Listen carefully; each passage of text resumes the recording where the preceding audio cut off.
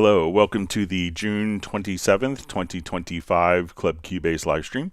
My name is Greg Undo, and I'm the host of the livestream today. If you've not attended a livestream before, how it works is you can simply ask your questions in the live chat field or go to or send an email to clubcubase@steinberg.de.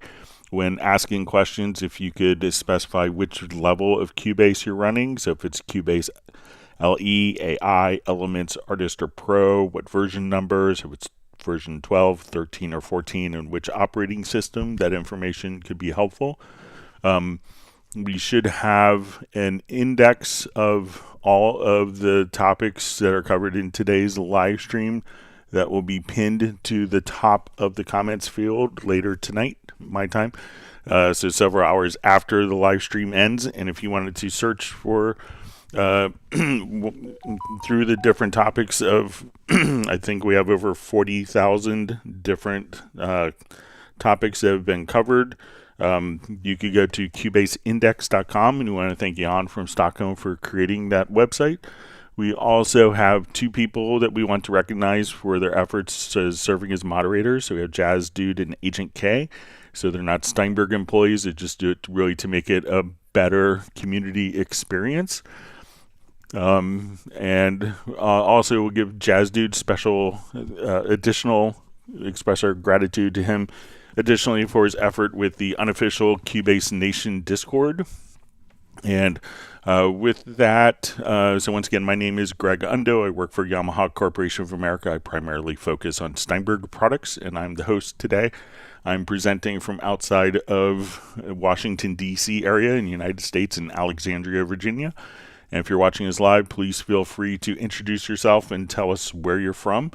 Today is the last Club Cubase live stream of the month, so we will be doing our Zoom social meetup. It's a great way to kind of meet other people in the live stream, and we get an idea so you can see what people look like and actually talk and interact and listen to someone else speak besides me.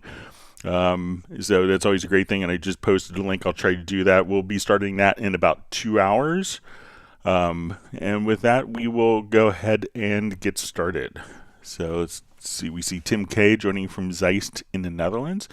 His cat buddy is waving a paw to other pets that are nearby. We have Stefan from Sweden. We see Bratman Studio just kind of asking about my vacation to Ireland. So we had a great time. And we could talk about it maybe a little bit in the Zoom social. So always wonderful to see Jazz Dude. We see Uno Memento checking in from Finland. All right. We see Jan from Cubase Index. All right. Always great to see. We see Uno Memento as well. All right. And we have Fly V checking in from Winnipeg. We have Matt Elston from London. We have Brian Sawyer checking in from Yuma, Arizona. So hopefully we can catch up with Brian on his Zoom. He's missed a couple of Zooms because of moving to Arizona from North Carolina. All right, we see Tim Weinheimer. Just says time for wisdom and insights into the mysteries of Cubase. All right. We have Rick France checking in from Pacific Northwest. We have Talarista de Graffiti just saying good morning.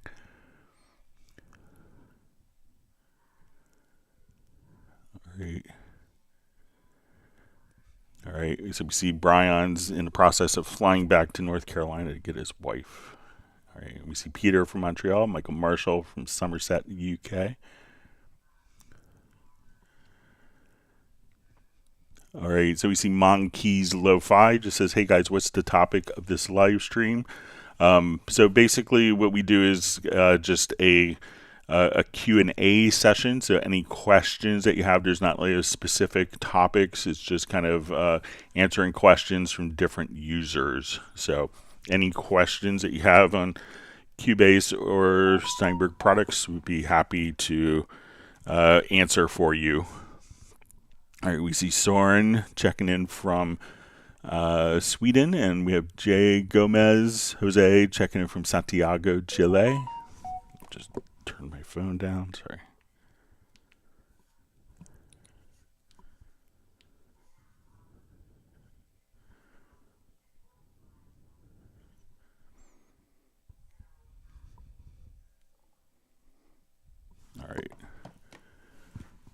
All right, we have Jorge checking in from Portugal.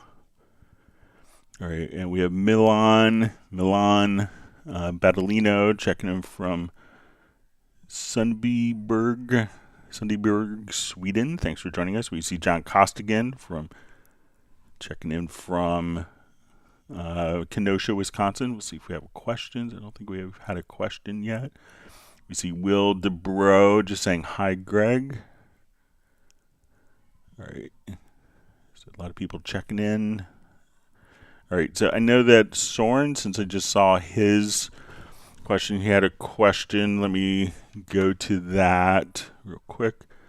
About he was having kind of random pops and clicks in his project. So let me just go ahead and open it. I should still have it in my recent projects here.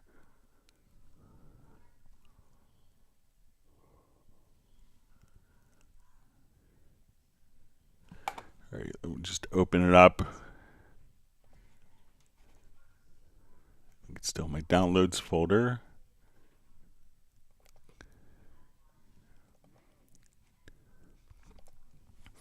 All right, and he was just kind of, Soren had commented that he was just having kind of random clicks.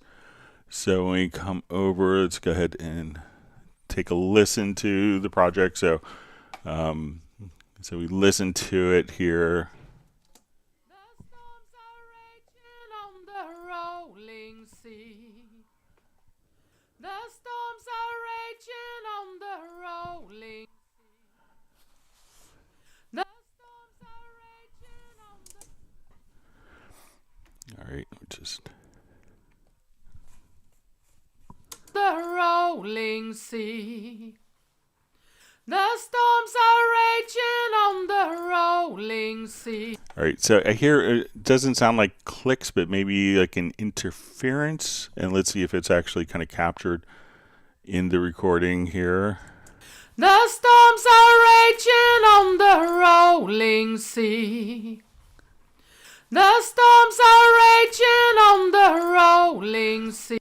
So that doesn't sound like an audio click or an audio kind of like drop out. And let me just take a look. So if we look at this, and we'll probably see that. Let's come over and we'll just make sure that if there's any ARA extensions. There's no extensions here. But let me go ahead and if we look at it in the, and this almost sounds more like maybe some kind of interference noise. So when we see this, I think it's going to be. The storms are raging on the rolling. All right, I'll just take off the loop, sorry. On the rolling sea. So that almost sounds like some type of, like, sometimes when you move a mouse or you have a cell phone, you might get interference into the system. Like some cell phones are notorious. Like I remember doing different audio presentations and RF from like cell phones. Sometimes I remember I was doing like a series of seminars and we would hear like the cell phone. We would hear the signal even before the person's cell phone would ring. So that could be kind of like an RF interference that was captured. Let's see if we look at it closely within the sample editor. We'll just go to our definition here.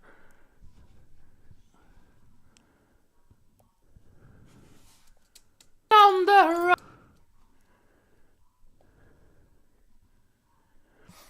So when we kind of look at it, it doesn't seem like it's in the file, but it's kind of low level amplitude.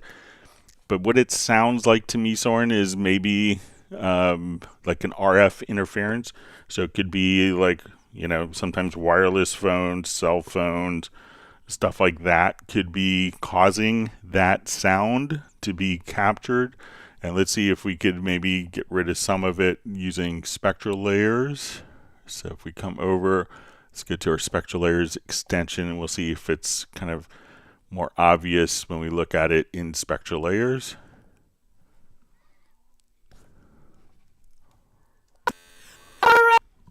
raging on the the rolling sea.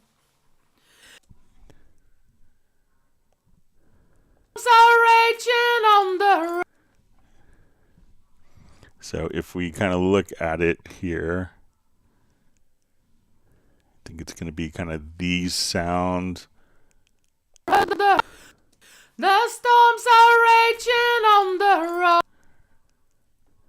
So let's see if we just kind of come over here and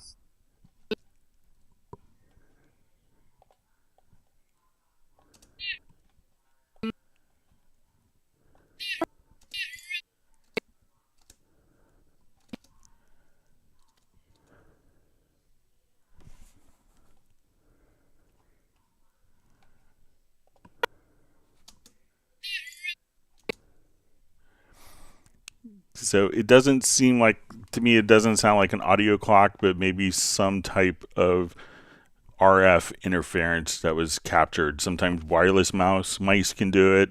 Wireless phone, like old wireless phones, were kind of notorious for this.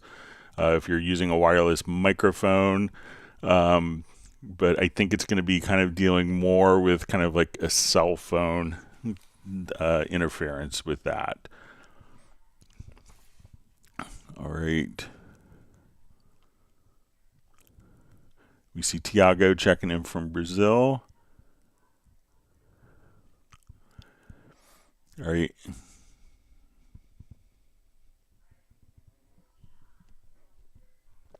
You see Jazz Dude just mentioning, it says he hears distortion, the voice clipped into the analog section of the audio interface. All right. It's Jazz Dude's opinion on that, or his perception. All right, so we see Tony Tronzo says, hi Greg, working on a project and I selected all the track parts and then I transposed the tracks uptone, C to D, but when I put the piano track on the chord track, it does not show the right key, it's always C. All right, so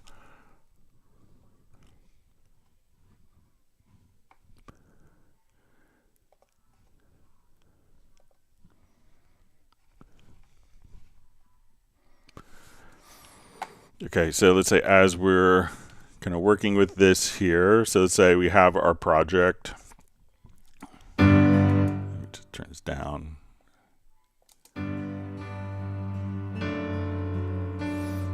Okay, it says select all tracks. When I transpose all tracks up a tone, C, D, but when I put the piano track on the chord track, it does not show the right key, it's always C. All right, so if we transpose, let's say, all of our parts here. All right, let me just go ahead and make a chord track first. I'm going to come over here. Let's drag our chord track. So I think if we just come over here, so let's say we're in the key of G here, and I select all these, and let's say we go up a whole tone.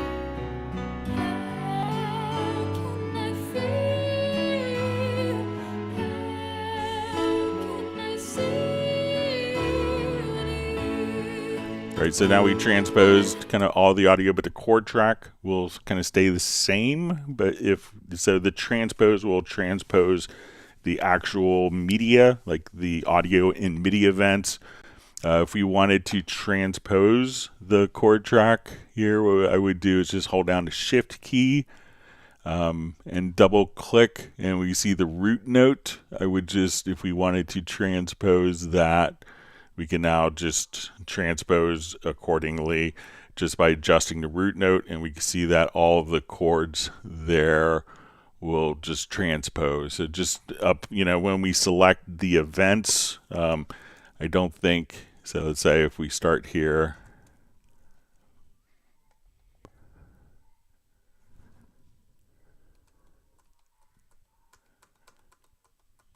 and I will try to, let's say if we do this,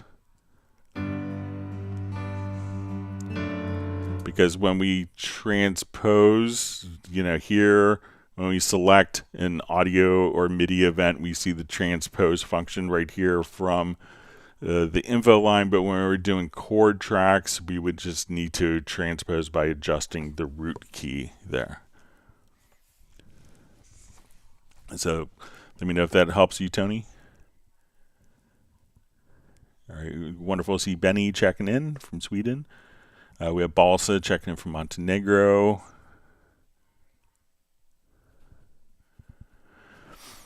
All right, and his question is, what is the reason for some tracks and buses to not show up in sidechain drop menu to be selected as sidechain input signal? So I think, if it's not available, often why it's not going to be available is because it could be creating a feedback loop within the audio. So sometimes people request the ability to do feedback loops. I would kind of err on the side of the Steinberg philosophy of not having the potential to create feedback loops. People can be very litigious and say that, we destroyed their speakers because our software allowed a feedback loop to be created. So why you don't see particular routing options available is because it would create a feedback loop. All right, John Costigan is also mentioning, says it sounds like harmonic distortion from a preamp. That could also be the case. All right, Cristobal from Marbella, Spain says, how to select an entire group of MIDI lines without dragging the entire track. So if it's from within the part, so if we want it to, just select, and so say, without dragging the entire track. So I think if we wanted to, we could do kind of a lasso selection like so. If you wanted to be more sophisticated, so we could also do a logical editor preset. So let's say here I want to select notes between E2 and D3 only. So if we want to come over here, we could just say, let's go to your logical editor and say we want to, instead of transform, to select type is equal to note, so the default, and we'll say that the pitch is, so we'll say our subtype, which would turn into pitch, is inside range, we'll say E2 to D3.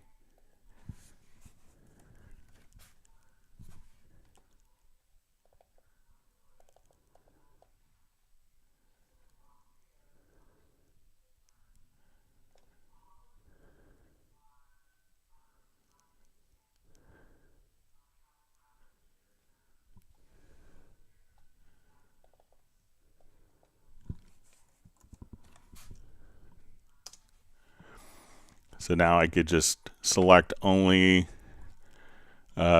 pitches between or that are inside that particular range. But let me know if I'm kind of misunderstanding the question, but I just want to make sure that if that's what you're trying to avoid, you could also, if you want to, hold down the shift key. Like from this point, if I want to select every D3, I could hold down the shift key and that will select every D3 from that point onward. So we could do, let's see if we hold down the command key.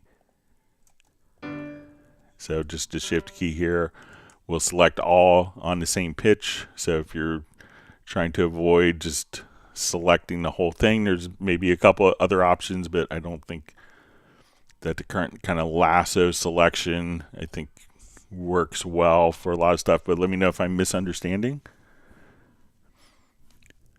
All right.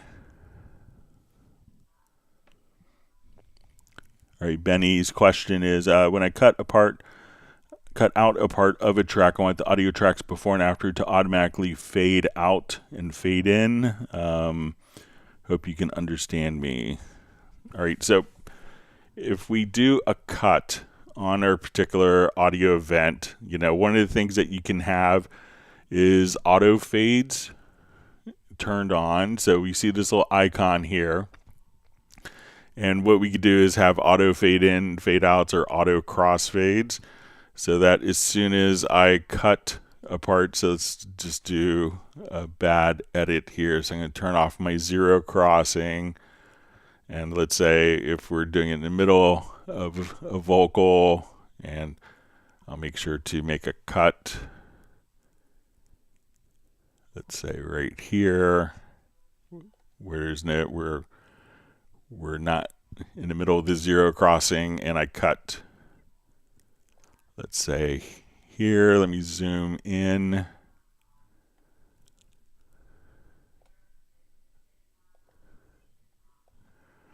Okay, so this section, when we select, will, we should hear like a pop or a click. So I'm going to delete this just by hitting the backspace key. So when this is turned off, and we can do this on every single track, so now if we listen to just a vocal, we'll probably hear a little click at the end of the phrase and at the beginning of the phrase.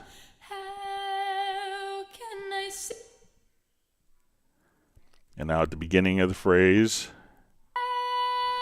So if we wanted to, anytime that we make a cut, what we could do, or anytime there's a gap in the audio, is just to activate the auto fades, and you could set the amount of times it will default to 10 milliseconds. You could automatically do auto crossfades, and you don't see this visually, but it does it on playback. So now,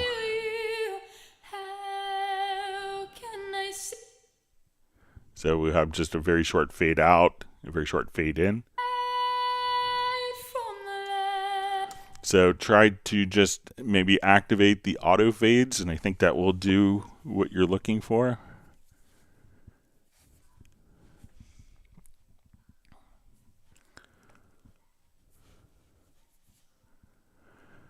All right, so we see from Flyvy, Vince, it says, so Greg, my first question today might be an EQ. What's the essence of the Q factor, gain, and frequency lanes?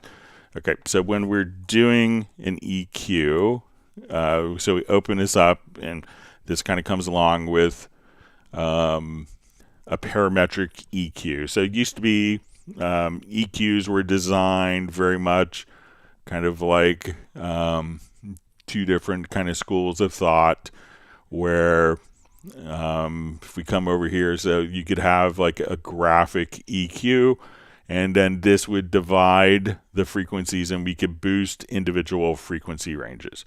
So when we go left to right, this is the frequency, and this is how much gain or cut we're doing on that particular frequency. So if we go negatively, we're cutting, and that's the gain. And we could say, okay, so we could cut, so we have a negative value for gain or a positive value, and we could set the frequency here. Now, if we wanted a little more flexibility, we could employ a parametric EQ. So what a parametric EQ introduces, and this is kind of attributed often to George Massenburg, I believe it was maybe Burgess McNeil who probably came up with it, is a parametric EQ. When you come over here, we could adjust. So when you have like a third octave EQ, we could adjust like, a third octave. So, we could take those frequencies within an octave and adjust. So now we have our gain. So we could see on our EQ how much we're cutting or boosting with that EQ. We could see the frequency that we're adjusting here. Now, if I wanted this EQ to not be as broad or wide, this is what the Q does. So if I wanted to narrow that, almost to create maybe like more of a notch filter, like, okay, I want to take 60 hertz out of a guitar. I could just now come over here if we had 60 hertz hum, or if you're in the UK, we could say 50 hertz, or in Europe rather. So we can come over here, and what the Q is going to allow us to do is to set how wide that particular EQ is affecting. So, previous EQ designs were kind of more fixed frequency and fixed Q, But now what we could do with a parametric EQ with the Q factor is how wide or narrow that EQ is being applied to that frequency and the frequencies around it. So if we wanted to really just boost, kind of make it very tight, or make it very broad, like my low mid range, I just wanted to boost all of that. That's what the Q factor allows us to do, is to pick how wide or narrow around the frequency that we're working with, and the cut or the gain is going to be how much we cut or boost that particular frequency with the EQ. Okay. All right, so we see Soren that is using the UR22C interface. All right, so next question from FlyV. Sorry, let me just...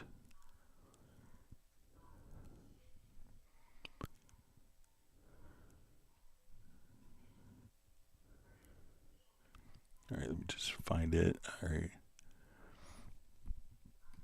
And we see from FlyV also, what are pre-filter lanes for? All right, so when we're often dealing with the EQ, one of the things that people will often do is to apply like, a high pass, low pass, or high cut, low cut filter. So often if you want your kick drum and bass tracks to sound tighter, you could go to other tracks.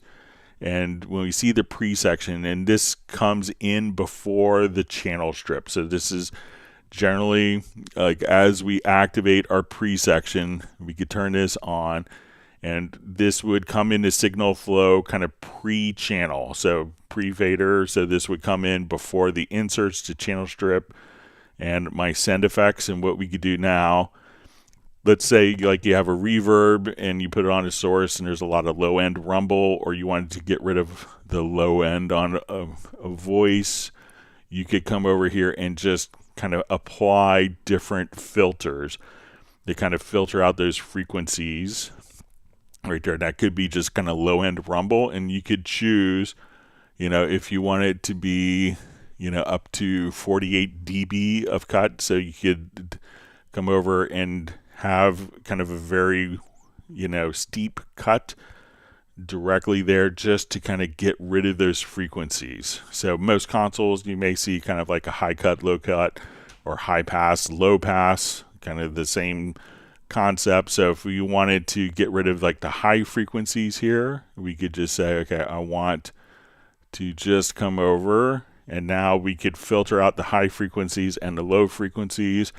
But we could still have, and why it's put into the EQ is now we could still have our 4 bands of parametric digital EQ kind of on top of what we're doing with the pre. So sometimes people may just apply like a high cut filter and then on many tracks, but we don't have to utilize a band of EQ to do it. So we could think of this with the pre-section, with the 4 bands of parametric EQ, that we could treat it, it's almost like having 6 bands of EQ within the channel strip.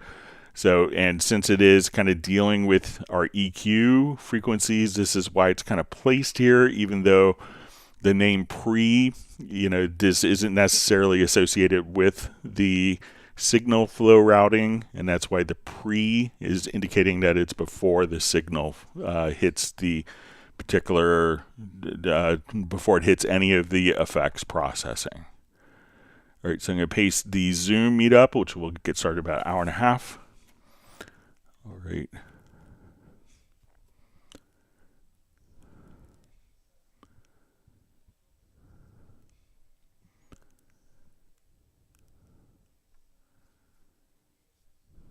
All right, so we see Captain Energy Music, who's excited for Spectral Layers 12, which will be out next Wednesday.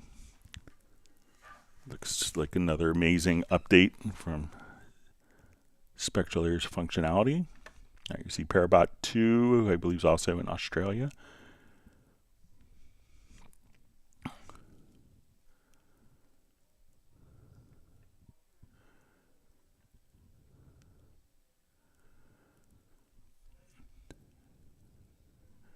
All right, you see Jan isn't going to be able to join the Zoom because he's got a gig in this nice bright summer evening in Stockholm. We hope you have a great gig. Yeah, when I was in Dublin, it was kind of still light out and it was 11 o'clock because we had the summer solstice our first day. We'll miss you, Jan, but have a good gig. All right.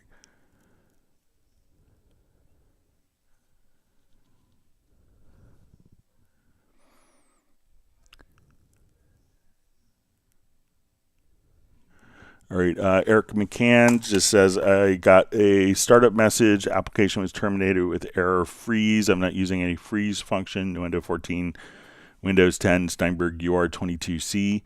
So see if when you start the program, if you hold down, if you're on the Windows platform, Alt-Control-Shift, or on the Mac OS platform, Command-Option-Shift. So if we want to, I'll just open up new window here in the background just to show. All right, so when you hold those keys down, you'll probably get this little message. It's kind of like the safe mode startup. So again, Command Option Shift on Mac OS, Alt Control Shift on Windows. And see what happens if you disable the program preferences temporarily and see if that makes a difference. So it could be that it needs to rebuild the preferences, but you could see if it's a preference issue just by doing that.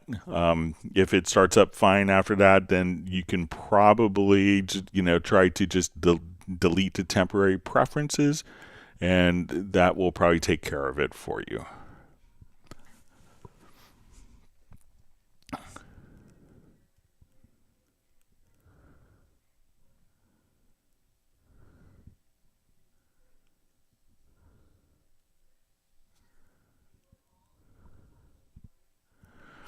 All right, so we see kind of further clarification from Cristobal. It says, sorry, Greg, maybe I explained badly. It's probably on my end. It says, in case we have 10 repetitions of the same block, sometimes it's hard to select between the tracks.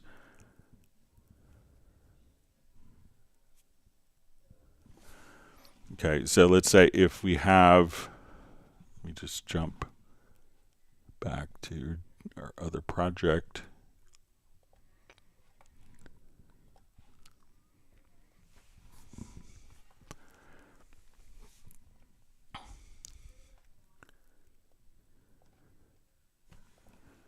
Okay, so let's say if I come here and I have my MIDI part, and let me just go up and reread the original question here.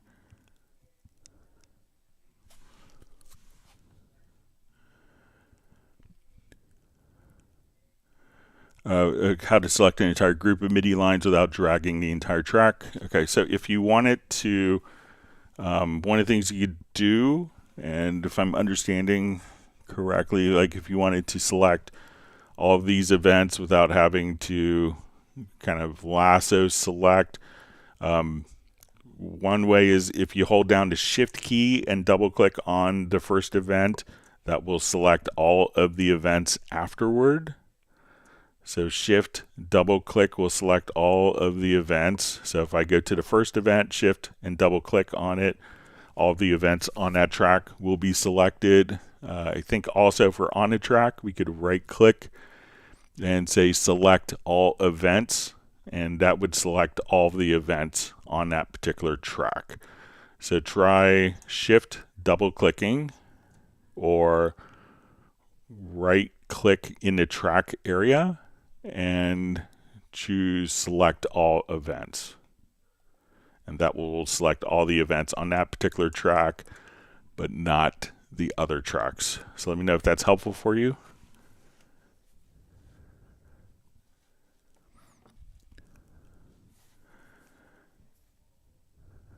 All right, so we see from Paul D. says, hi Greg, is it possible to assign something like a resource limit for VSTs in Cubase? When I use two specific plugins, my system crashes and stops responding. I have a Ryzen 5900X with 32 gigs of RAM. So, So there's nothing like a resource limit, but if every time you're using particular plugins, your system crashes, it could be something with the particular plugins that would kind of lead me to think it was a plugin, or that plugin. If you're and you're on Windows, if you have something along the lines of an NVIDIA card, maybe there could be video display settings that I think you want to run the driver in studio mode as opposed to all the fancy gaming. But that could be kind of systemic to that particular plugin. But there isn't a function in Cubase for like a resource limit with particular plugins. But if you could specify which plugins, that would be helpful. All right, so we see kind words from Flyveed. Says thank you for all your time and knowledge. Glad to help. Sorry, I'm probably still a bit jet lagged. Got back late last night or early this morning. All right, wonderful to see Gareth from Bilbao, Spain on. Looking forward to getting some more bass lines recorded for Hot Mess stuff this weekend.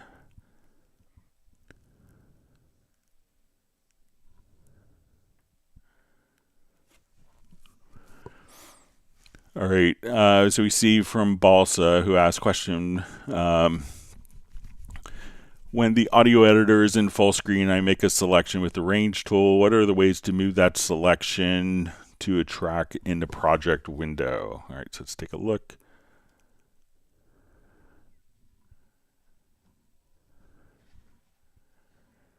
Okay, so I'll come here.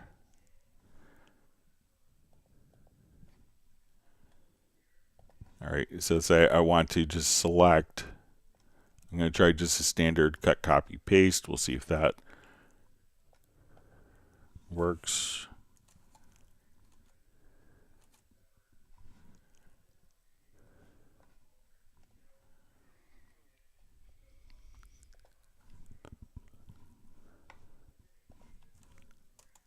Yep, so you can just simply, so I went here, and let's say we're in full screen mode in the sample editor. So I want to select just this little bit. I'm going to hit Command or Control plus C, and I will add, let's say, a brand new audio track. I'll move the cursor to, let's say, measure 41 roughly. That new audio track is selected. It's going to paste it at the cursor position, and there we go. So I just hit Command or Control V, so copy it from the sample editor, and then select another track, or if you wanted to put it in an existing track, you could just hit Control or Command plus a V. So let me know if that's helpful for you, Balsa.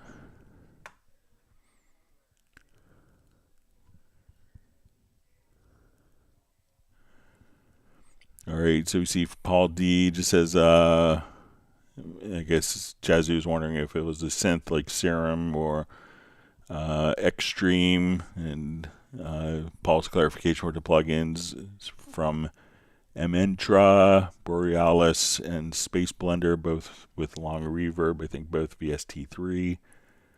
So it could be kind of maybe those particular plugins.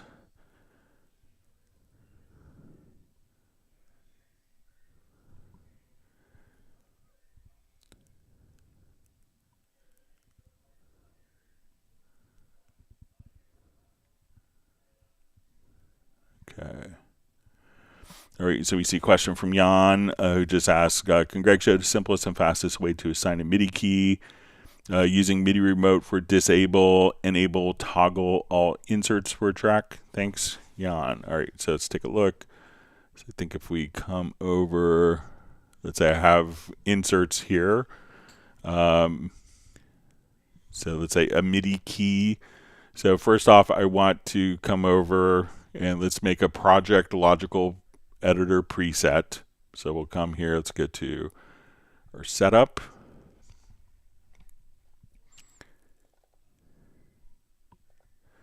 And we can say that we want to transform and we're going to say our container type is a track, and what we want to do is we'll come over here, we'll say insert, we will say let's go to track operation, and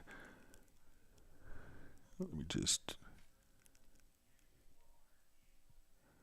okay, so we're going to toggle it. So we're going to say let's go to enable insert slot by number, and then we're going to say toggle, and we'll do this as number 1, and we kind of keep repeating this process. So go to track operation, enable insert slot by number, we're going to choose toggle, and we'll make this number 2.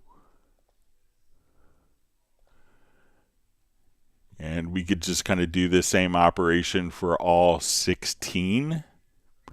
I'll do it for 4.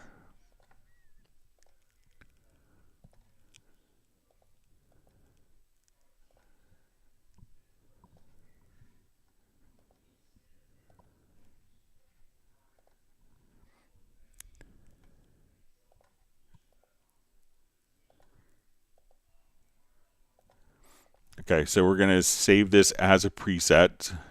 So save changes as preset. So we'll say enable / disable inserts 1 through 4. Okay, so now we've saved that as a preset. Now we could assign that from a MIDI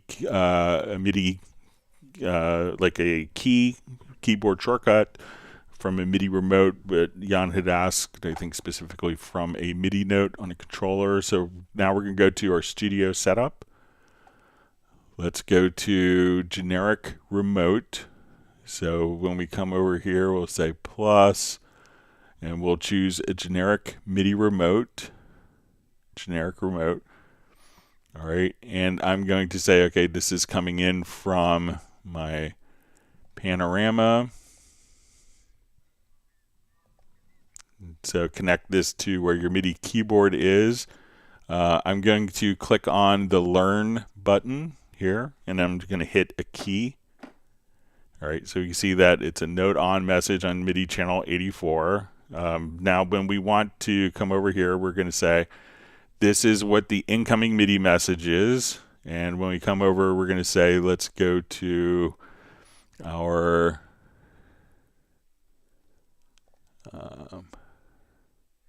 command, and then we'll go to process project logical editor, and we will choose our preset that we saved. So it'll be enable disable inserts 1 through 4. Okay, so now what we've done is we created the logical editor preset.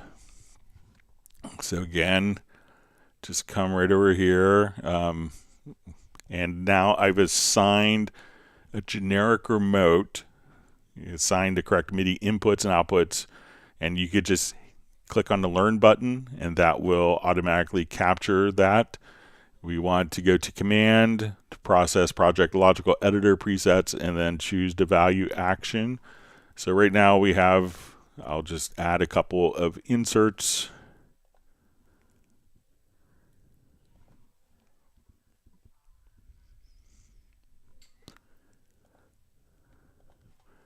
And now when I go to hit the particular key on my keyboard controller, if I did it right, we should see all of the 4 inserts automatically turn off and on just by hitting the MIDI keys.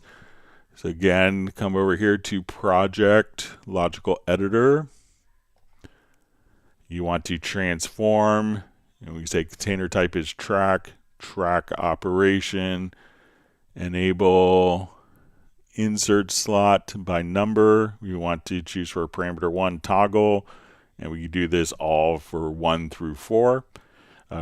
We go for all 16. And now to get that to be triggered from a MIDI note, studio menu to studio setup, You may have to click on Add Device. We want to go to a generic remote. We want to select the top line so we see that this incoming MIDI message does this parameter. If we go to fader 2, this parameter, this MIDI message would control this. So just, it's not quite as intuitive as the new MIDI remote system, but come over here, capture your incoming MIDI message, go to under command to process project logical editor, and then enable, disable all of the inserts. Now when you hit the key, it's going to on to selected track. We'll come over to our inserts. I hit that key. That's just going to toggle them all on and off like so. So let me know if that's helpful for you, Jan.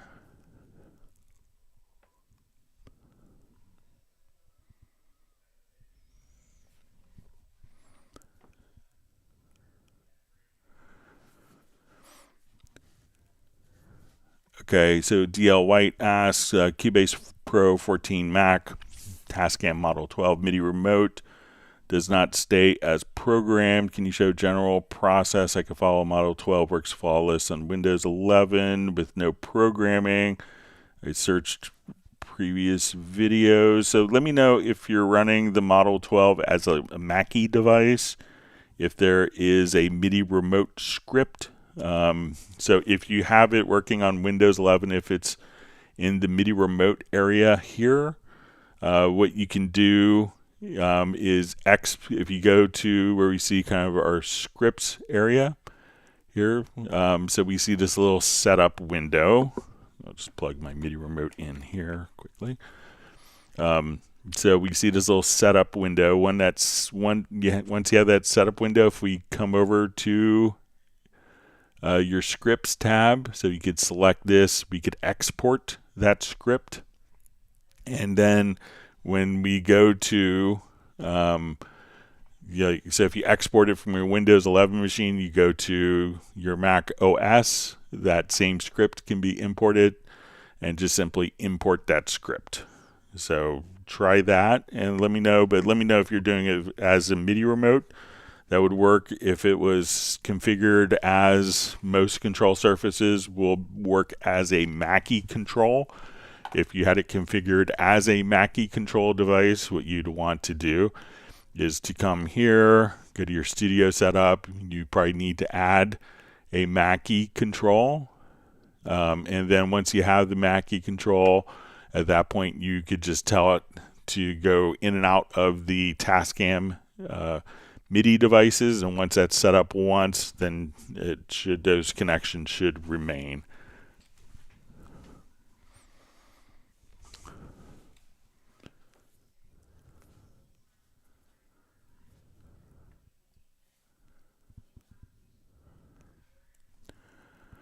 All right, Jay Gomez asks, in my notebook, Lenovo G32, always have the message Cubase has too many tracks recording, but it happened when I stopped after the first recording and I tried to record another track.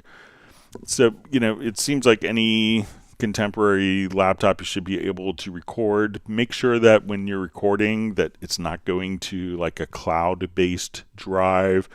Make sure you're not recording to Dropbox, to OneDrive, and various other cloud solutions.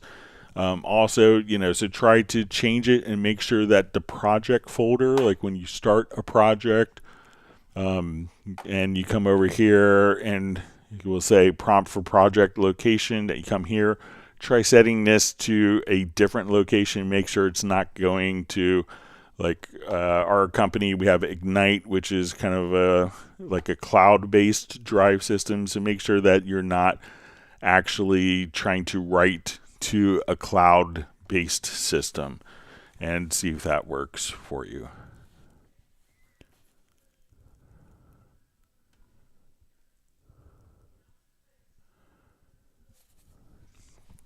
All right, G Tender Sharma asks, Hi, is there any shortcut key to shorten down the length of MIDI notes in the piano roll? Sometimes while playing from MIDI, the notes falls to the next bar. How to shorten this to within the bar? Okay, so let's come over here.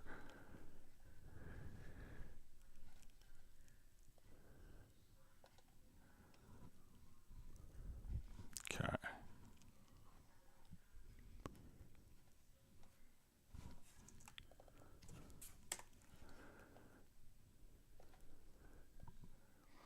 Okay, so I'll just kind of create.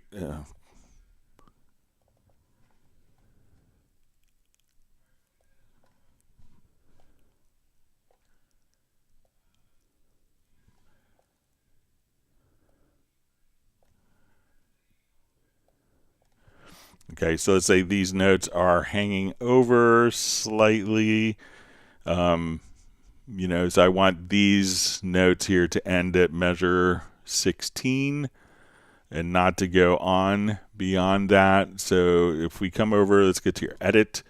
And if we go to your advanced quantize, you could say, let's quantize, and I'm just going to set my quantize value here to whole notes. So advanced quantize, and we say quantize the event ends. So now we could just come over and just kind of quantize.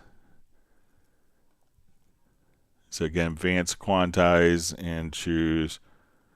So let's say, we just have our notes that are all hanging over. So edit, advanced quantize to quantize. The MIDI note ends. So you could just have those automatically tuck away, and you could assign a keyboard shortcut to that. You could also adjust their lengths. So again, advanced quantize, and you could quantize to their lengths if you wanted to as well. So that way the length of each note will be so let's just, so when we do lengths, at that point, let's say each of these notes here,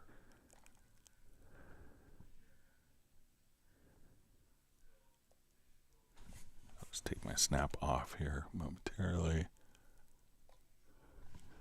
So now if I want all these notes to be exactly, we have our quantized value here set to a whole note. So now each of those will be a whole note depending where they're starting, or if we want to, again, go to edit, to advanced quantize, to quantize the MIDI ends. Then we could quantize that based on 1/4 note to be just right at the very end of the particular note. So let me know if that makes sense for you.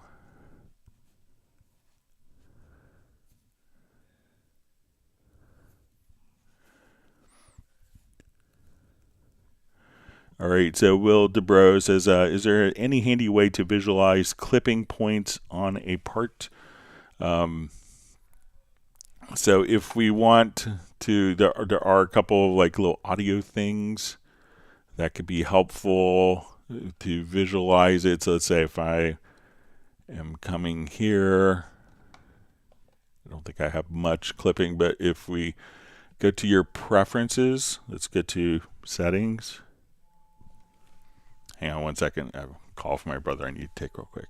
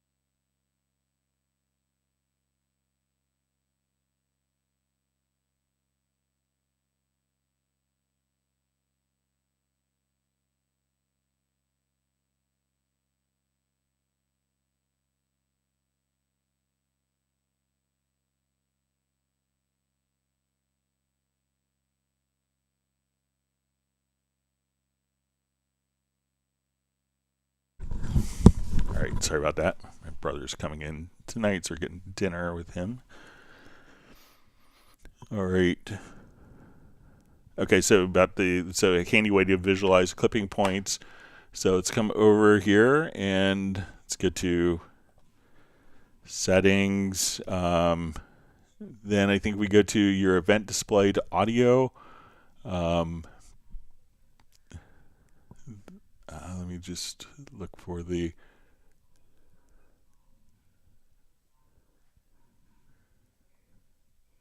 background color modulation. So this could be a helpful tool. So when we come over here, and we could see kind of like where the signal, so just kind of when we look at the audio signal here, let me just come over, say I'll just add more gain to this, to this. So I'm going to audio to processing. So it doesn't necessarily show you like exactly where it's clipping, but this will give you a visual reference. So let's come over here. Let me just adjust some gain.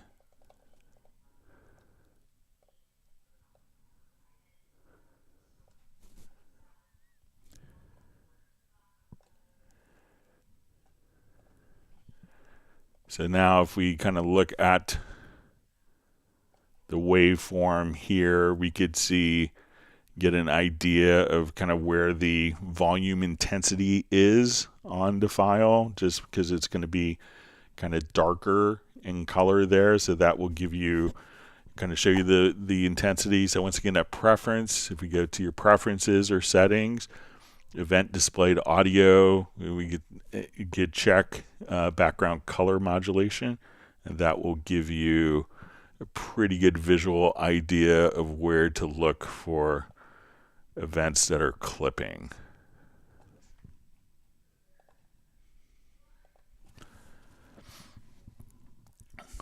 All right. See, Flyv says I never knew about a few of those with the EQ, so that's good. That's why we ask questions, so we could learn.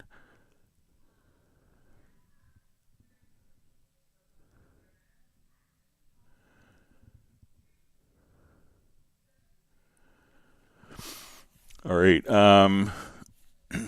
So we see Paul D just says, I think going back, says it only happens in combination. It'd be so annoying if I didn't have to force quit Cubase. Yeah, well, if the plugins are causing a crash in Cubase, it could not be Cubase. There's a strong possibility it's not Cubase's, issue. So. All right, so we see from Oliver Lucas, is there a way to show drum channels in Yukonized controllers? So I'm not sure if, the drum channels, I don't have a Yukon controller anymore, but I'm not sure if they are recognized. I mean, the Yukon, it's been... probably hasn't been updated in 25 years. But it's really, you should reach out to Avid, who, acquired the Yukon algorithm from Euphonics. So, we don't really have access. While we did a lot of joint development on Yukon with Euphonics, I don't think there's been a lot of development on it from Avid since its acquisition. Like, I still don't think that the Yukon controllers can transmit MIDI CC messages. So you might want to reach out to Avid with that and see if they have any plans to support it, because it's really their protocol at this point.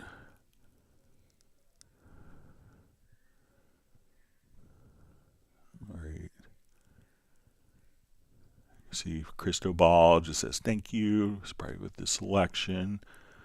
All right, wonderful to see Sable Winters on the live stream from Bay Area, California. Wonderful to see Michael Teams from Weatherford, Texas. I believe the ice cream distribution will begin.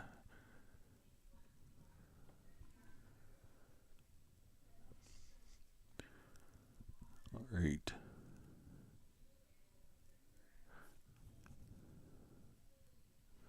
See, Michael Teams just says to me, he says, saw your photos. Looks like you had a great vacation, and it's giving me 1 gallon of anti-jet lag chocolate ice cream. So I need it after what United Airlines put me through yesterday.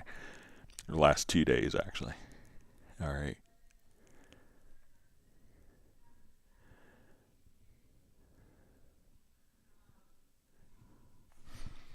All right, and we see Jazz Dude's also mentioning with those particular plugins to Paul D about maybe turning off ASIO Guard for them. So we'll show you how to do that. So if you get to the VST plugin manager, and then we go to the it's not the plugin report, but if we come over to the plugin information, so here is where you could try to enable or disable ASIO Guard on a plugin by plugin basis. So again, go to your studio menu, to your VST plugin manager, select a plugin, make sure that you have this little information, and then you could enable, disable ASIO Guard for individual plugins and see if that helps.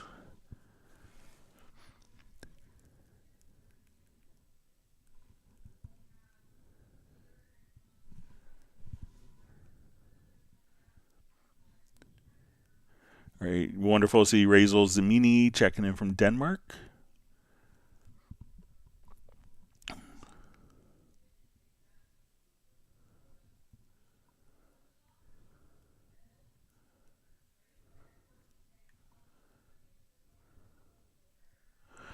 Okay, so we see from DL White, just says, thanks, Tascam has DAW control mode for Cubase. That seems to load scripts for Cubase. By the way, Windows 11 is running Cubase 12 Pro. Mac is running Cubase 14 Pro. Cubase 14 Pro doesn't load controller. I'll try your solution, probably of the exporting. So if it's the MIDI remote, I think that exporting the script should be good, or maybe it wasn't installed on your Mac OS.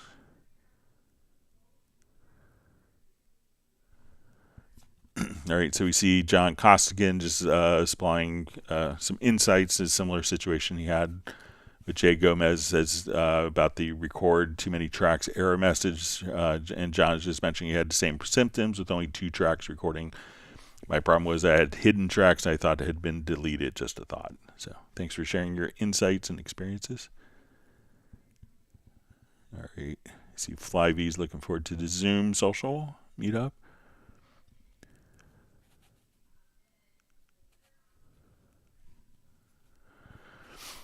All right, Alreco just asks if you have one instance of contact with multiple MIDI tracks back to it, is it a way to use a send effect on one of the tracks without setting up contact with multiple outs? So generally, if you have only one output of contact going, then if you have like 5 instruments loaded in your contact, and they're all going out of this stereo out, when you add a send effect, then it's going to affect everything that's on that output. So you would probably, if you wanted to have independent effects, like more reverb on this sound, no reverb on this, less reverb here, somewhere in the middle on the next sound, you would need to utilize multiple outputs. And there's probably a way, I know within Halion that we could, that it has a suite of effects that are, a subset of many of the plugins that come with Cubase, so that we could internally use effects. But if you wanted to use like third-party plugins, you would need to have multiple outputs.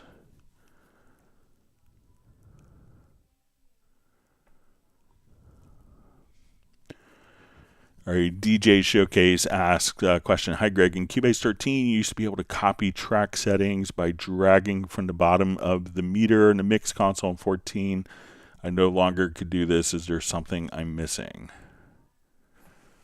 Okay, so let's take a look. All right, so let's say I have all of these settings here, and we have nothing on channel 9. So let's go to the mix console. So I think we could still do it. All right, so say I just want to take all of these settings. All right, let me just.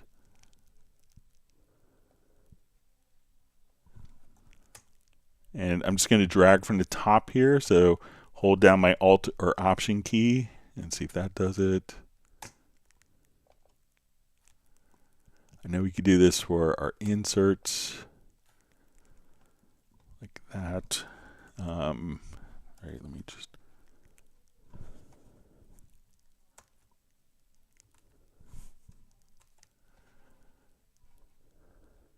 Let me just.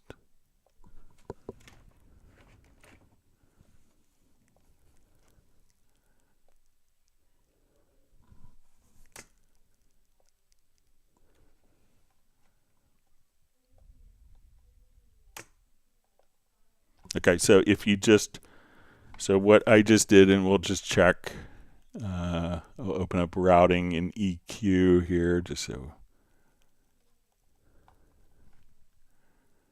we could see it. Right.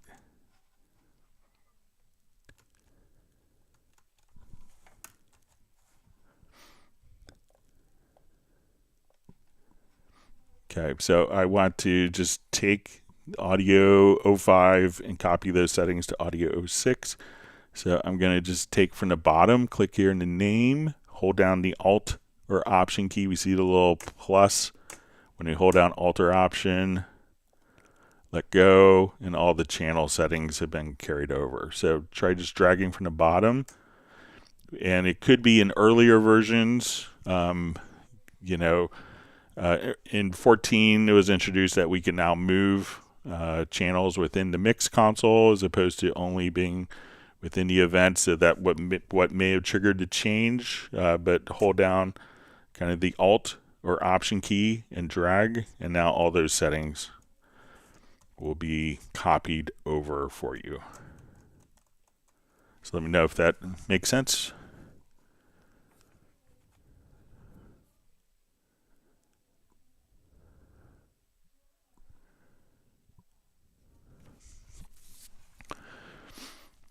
So we see Soren just says, Greg, if I pitch correct a singer heavily with external note in pitch correct plugin, can that be done in VST Live too in a live performance, or does she have to mime to the recording live?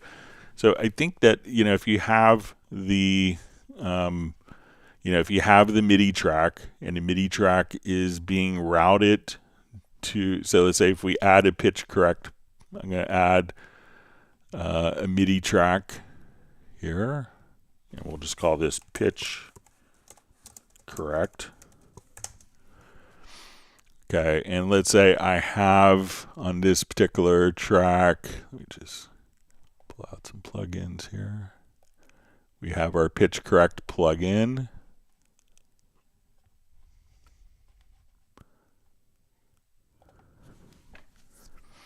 All right, so what we want to do on this output, so we have our pitch correct plugin here, and we want to put this to external MIDI note. So I think that once we have that set up, that we go to the pitch correct, and at this point we want to send its output port of this MIDI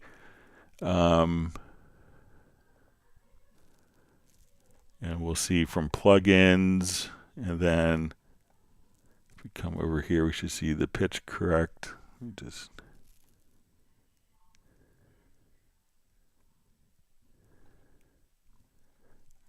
make sure I'm in the output.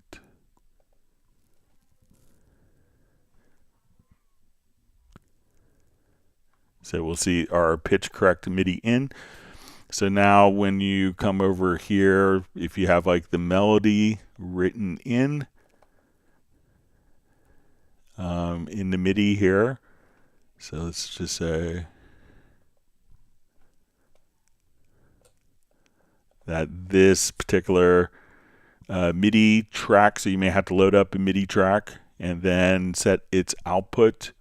So I believe that would work in VST Live too, but make sure that the output is the sidechain input of the plugin, and make sure that you have the pitch correct plugin here just set to external MIDI note. So I think the procedure would work the same way, Soren.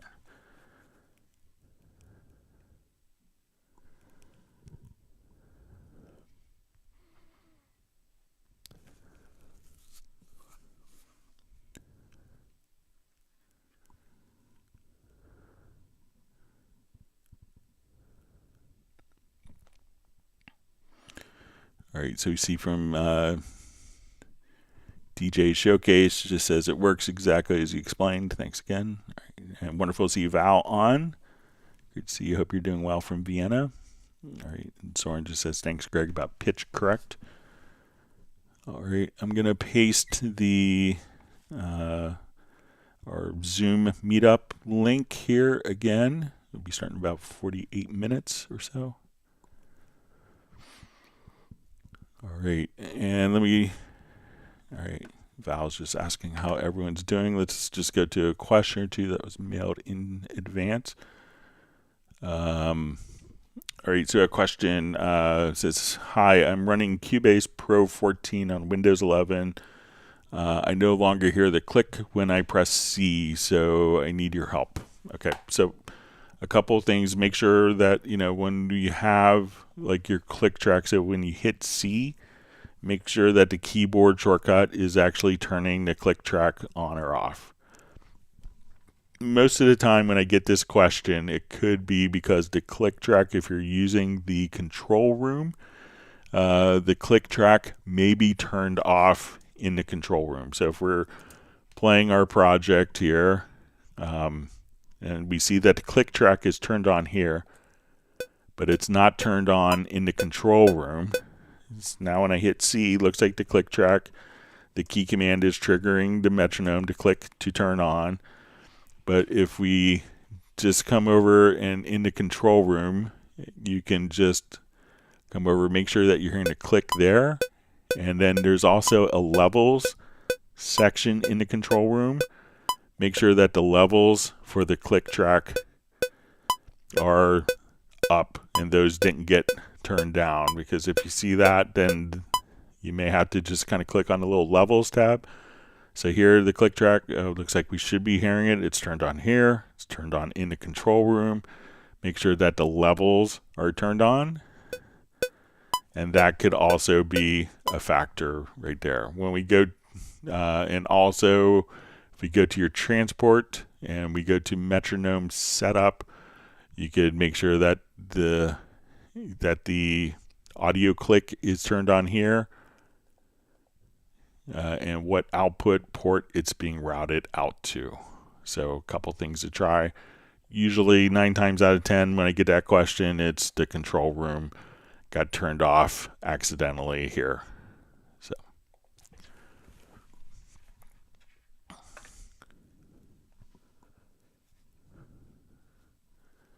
all right.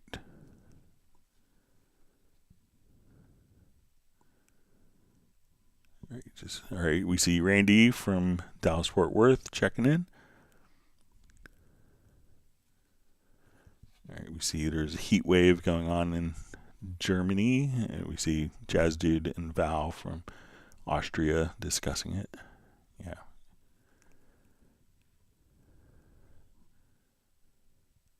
All right, let's go to the next question that was mailed in.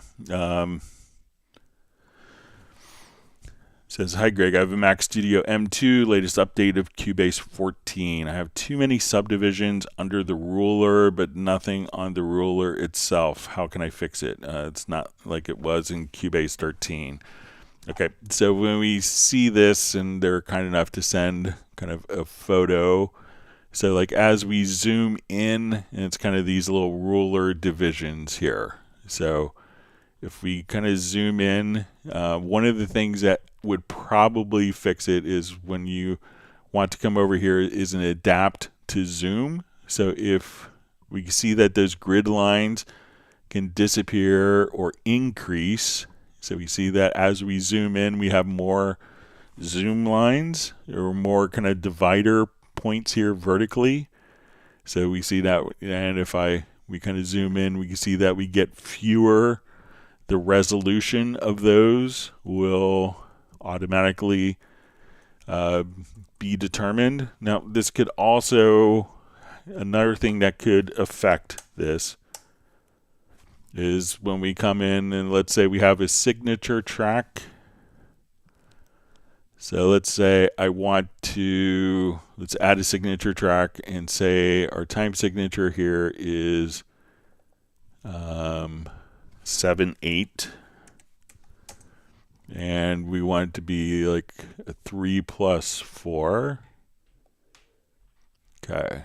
So if we right click here, there's also a use metronome click pattern for level for the line grids. So if we want to come over, so now as we look at our grid lines, we could have kind of the grid line emphasis based on that. So you could also right click, but probably what I would do is just come over and where we see kind of our grid type, I would just say adapt to zoom. And I think that that would kind of solve a lot of different problems that people run into. So as we zoom in, we can see, okay, we have our quarter notes or eighth note divisions here. So we could do that, but also check to right click on the ruler time and see if you have,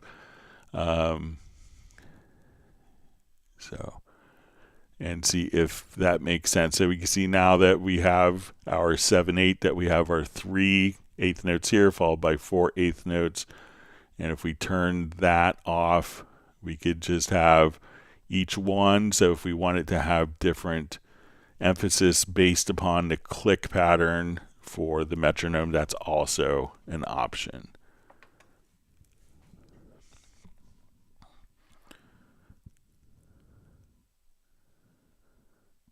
All right, wonderful. See Gerald Ely from Martinez, California.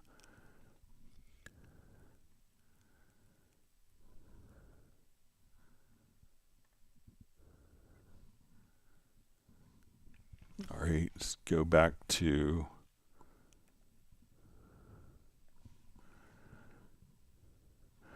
okay, next question was how do you turn the velocity down on multiple MIDI events together? Okay, so let me just come back here. We'll make this.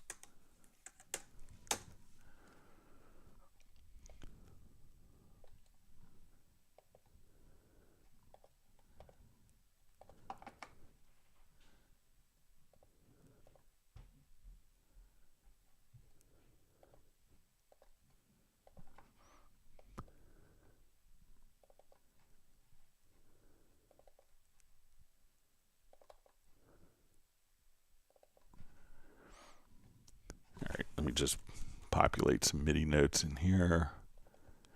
All right.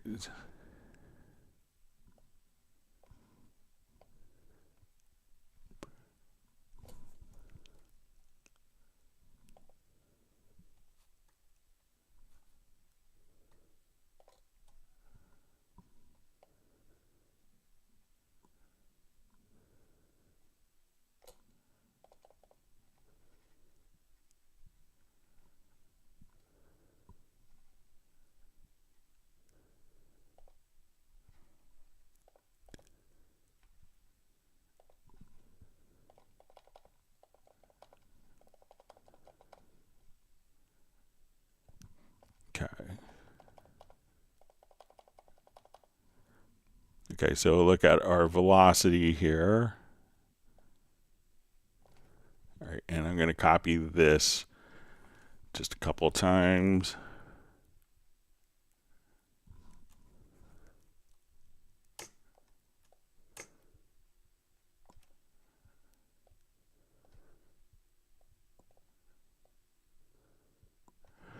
Okay, so now what I want to do is let's select all of these events here.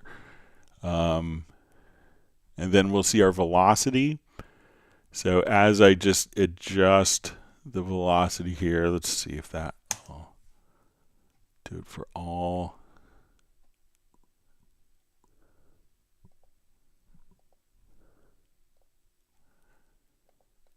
All right, so let's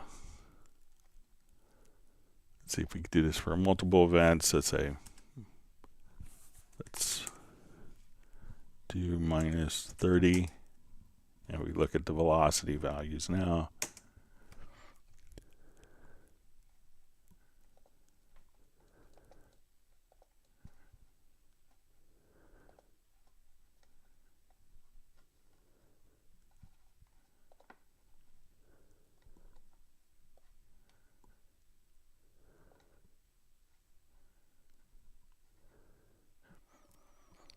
All right, now one other thing that we could try is, let's say we just select all of our events here.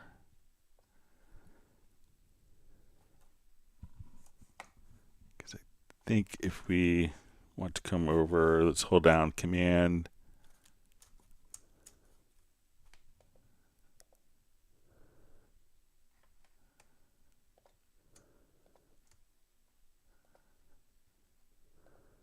All right, so I think now let's just go to like the logical editor. Let's give this a quick try. So we could say we want to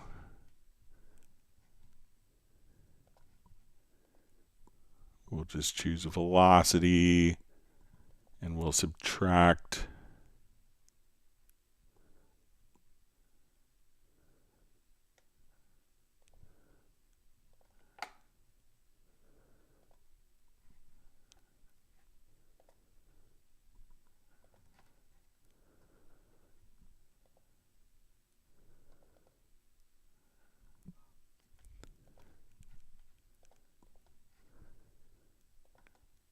so if we just come over here, we can say let's subtract by 20.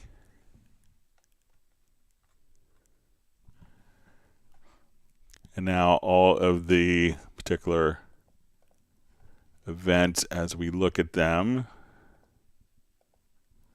will all be subtracted by 20. So let me just come over here. Let's see if we add.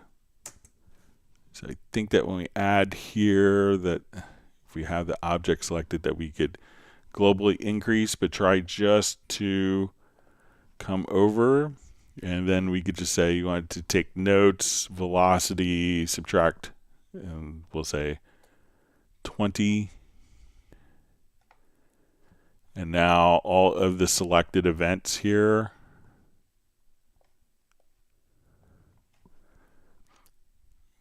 when we come over, all of those velocities, and we can see the colors changing to indicate our velocity changes across all of the different events. So you can create just a quick logical editor preset for that. So you want to say type is equal to note, and then the velocity we want to subtract or add, and you could set the value by 10 or 20, whatever values you need. So give that a try. And I'll try one other method. So let's say if we are in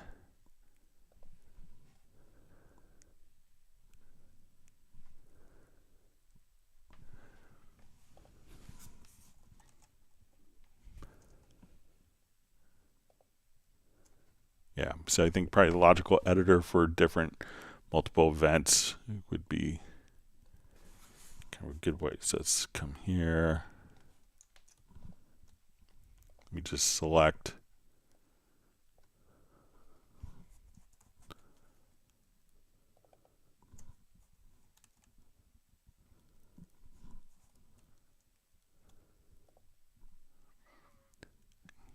so we come over, so let's just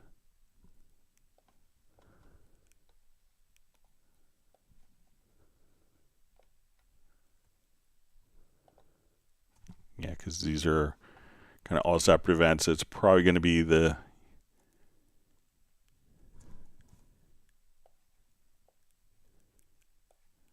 or if I select kind of all,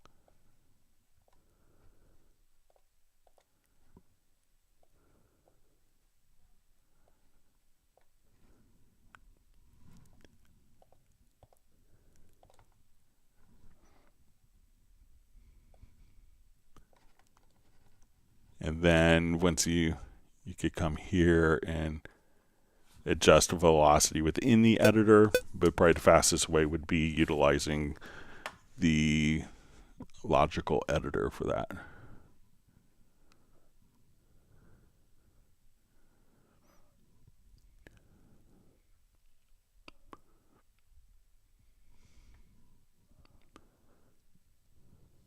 All right, reading through comments.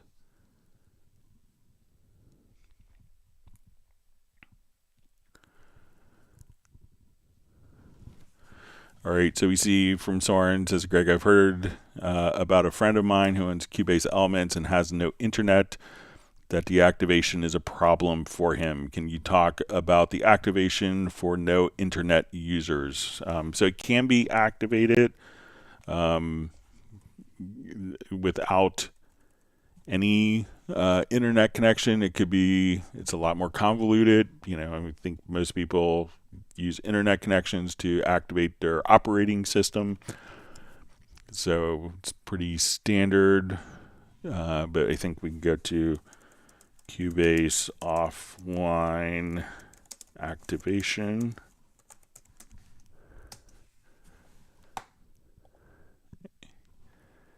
And there's kind of a whole article that will, with kind of a video that will do kind of a step-by-step how to activate.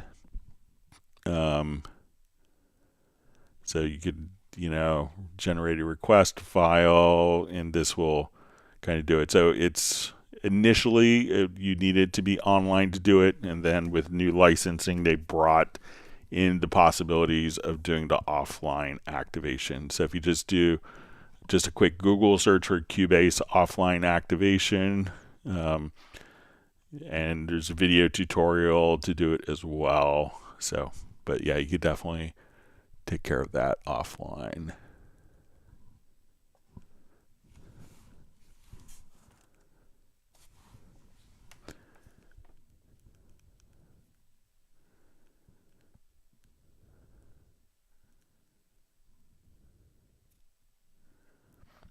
You see it's a lot of different areas are going through heat waves. So yeah, it was in the hundreds in Fahrenheit here. And I think it dropped about 25 degrees with a rainstorm. All right.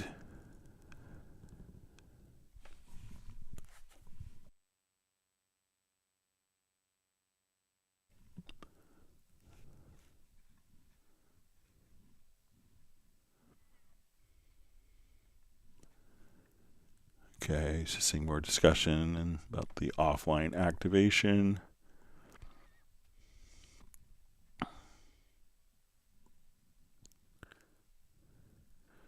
All right, Graham Witcher's respecting ice cream from Michael Teams in the UK. All right.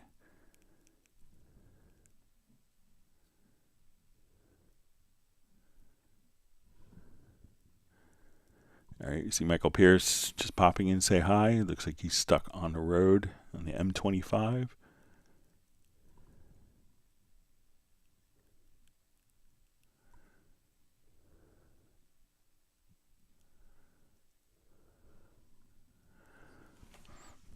All right, so we see Gerald Ely just says, Greg used the logical editor to change the velocity for multiple MIDI notes. How would you do it for multiple events of a single note, say C1?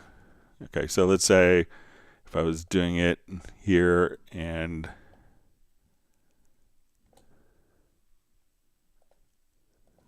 so say I'll do C#1 here, C#. So I'm going to hold down Shift and I'll just make all these. So Shift and double click on the particular note that will select all of the notes. And now we could just those selected notes. I'll just let me make a new part here. So if you wanted to,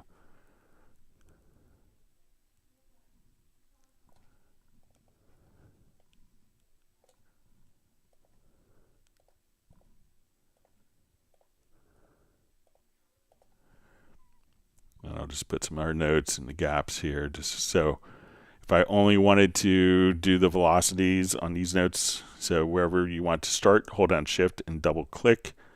You can see that these notes are selected, the other notes aren't, and then from the info line, I could just grab my mouse scroll wheel and I could adjust the velocities of just the selected notes. So to select notes of the same pitch, Shift, double click, and that will select all notes. So if you select the first note, that will select all notes to the same pitch.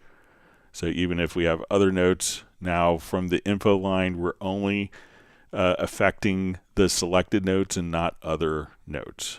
So as I come over here to increase or decrease, we could just do it like that. So again, Shift, double click, and you could adjust. And I won't do the off velocity now. So we could just come right over there. So let me know if that makes sense for you, Gerald.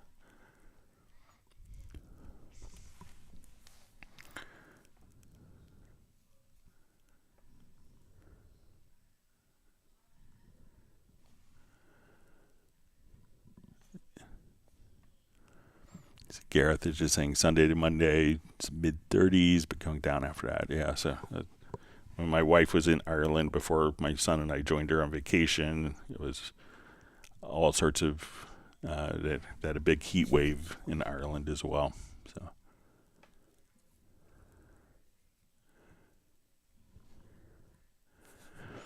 So we see Soren says, Greg, the subject about AI learning from copyrighted materials illegally is huge. Have you a feeling that something like ChatGPT have trained on your Hangouts? So I don't do a lot of stuff with AI personally. I guess we have some AI functionalities in Cubase. My impression is that AI tends to work better from text-based materials from what people have shared with me. But being that I have answered, 40,000 some, questions, I'm probably ripe to get replaced by an AI algorithm if someone really wanted to, but we're not like Microsoft Word or Excel or Photoshop, for kind of the ubiquitousness of the application. So, but I think I provided a lot of material that someone could use for an AI. But we'll see. I'm not too concerned about it because I tend to always get the questions after someone couldn't figure out something through a lot of AI searches. Then that's when I often get that call. So, but we'll see how it goes. But it'll be interesting to see. I just hope that years from now, my son may be able to hear my voice on a live stream, and hopefully that'll be preserved. So,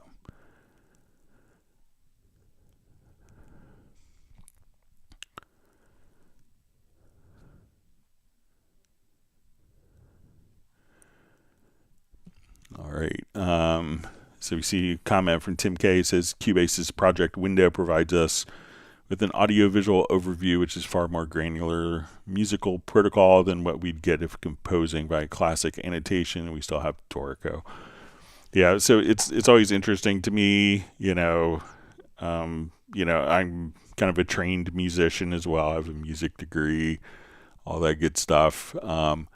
But and I've had discussions with people that are kind of migrating from kind of traditional composition into kind of more sequencing based, and Hans Zimmer will reach out to me. He's like, okay, Greg, we need someone who wants to learn, like 3 or 4 people. He's kind of reached out and said, can you get them up to speed on Cubase for me? They're a traditional composer. And I tried to tell them, it's like that for a lot of people, like they may be looking at this as their as what they've always perceived music as. But, I was like kind of maybe the 21st century notation view is actually this. And when we look at this, And I think that this gives you like, this is a Bach piece. This is like the cello part from Brandenburg Concerto, but I think it gives you a really fascinating perspective on the harmonic contours that you may not. So you see, he doesn't always, go directly. There's a lot of alternating pitches, and this gives you kind of a different perspective. So I think it's great to understand this, but if you open up like a full symphony score and look at it, so let's just do a quick kind of more of a classical piece. Just open up Schubert because he's a pretty fabulous composer.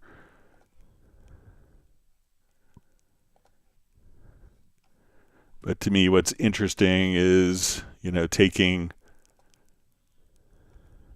what you wouldn't expect, and looking at it like hundreds of years afterwards and getting a completely fresh perspective on this score. So let's say if I want to select all and we look at it in our notation view, like we get a perspective when we look at the master score. But I think it's really fascinating to look at this and we say, okay, let's come over here to the key editor.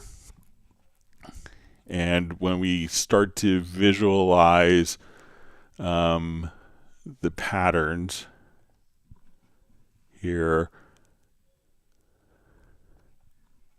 so let's just come over and look at Schubert piece. So, there's lots of people that will just do their compositions in all entirely here. And when you listen to it, it's like, okay, you could see these patterns, how they're kind of laid out for you.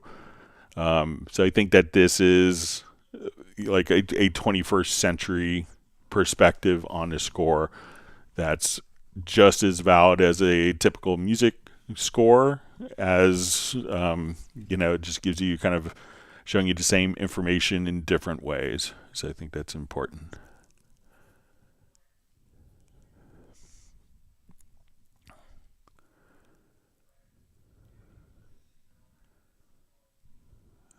Okay.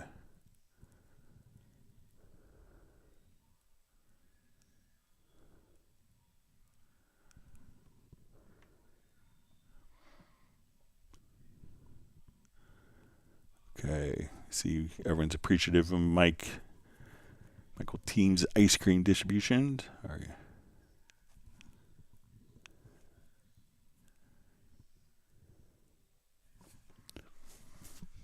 And Michael Teams is giving ice cream to everybody. All right.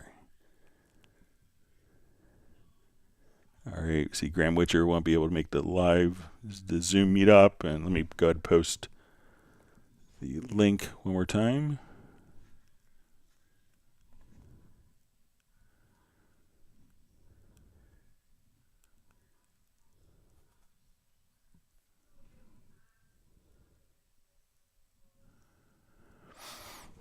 All right, so we see it says from channel ripoff asks, hi Greg, when selecting MIDI parts, let's say a melody and a bass line, I select them both and open the editor. How can I set it up where I can see both MIDI parts separately to edit them?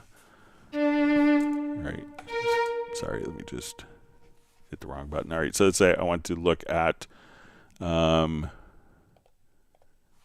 bass and violin one here. All right, so when we come over, we could say, okay, I want to go into my key editor, and we'll make it full screen. All right, so right now, we could see both parts, and we can see, if we come right here, we can see that violin 1 is active. Now, when we want to select the bass part, or if we just click on the bass note, we could see that, when we click on one of the voices, it will switch. So we can see both of them together and edit only the one if you want. So this way, but it's kind of whatever you select. And then if you're into full screen, I can say, okay, I want to see the flute and cello together. So now we could look at the flute and cello, and I'll take the violin 1 out. So here's the flute, and there's the cello. So we can see both parts, but as we select, now when we do edits for like velocity, we're only going to edit the velocity of the flute notes. So if we come here, we can say, okay, let's go to our velocity here, and this isn't going to affect when we go to our cello parts. So this way we could see multiple parts together and edit one single part. So let me know if that makes sense for you, Channel Ripoff.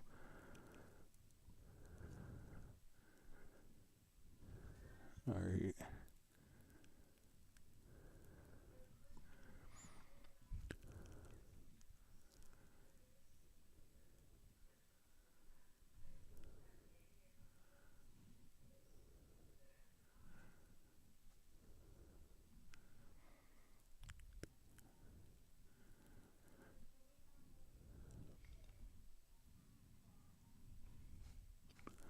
You see Gerald Ely says, yes, that makes sense, Greg. Probably velocity and same pitch notes.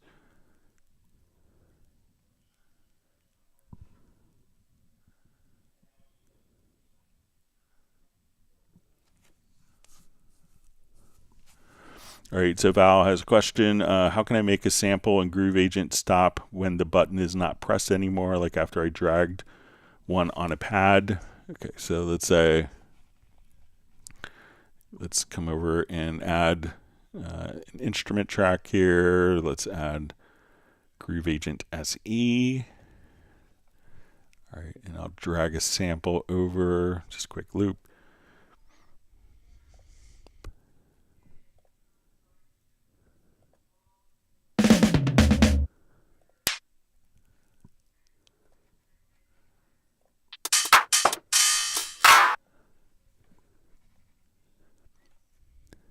All right, and I won't put it into.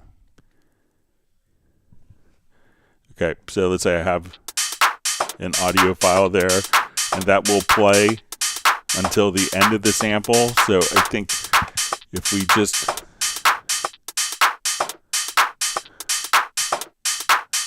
all right, so we'll be getting to the end here. All right, so when we now come over, I think if we go to the sample, we could choose for this to be one shot, no loop, or until release. So if I now let go, the sample will stop,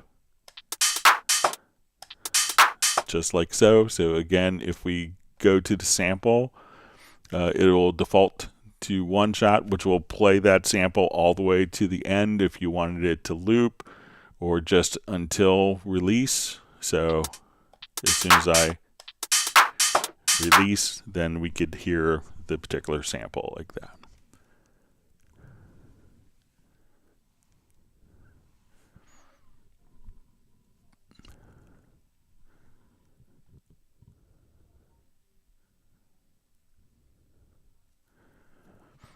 All right, we see Val just says, I'm sure ChatGPT is trained on transcripts of Cubase and Cubase streams. I guess Google does kind of transcriptions as well. All right.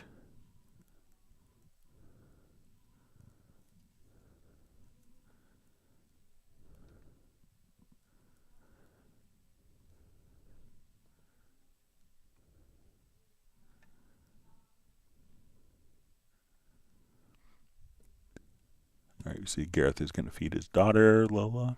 All right, great to see Dallas LaRue checking in from Las Vegas. All right, let me go to a couple other quick questions that were mailed in.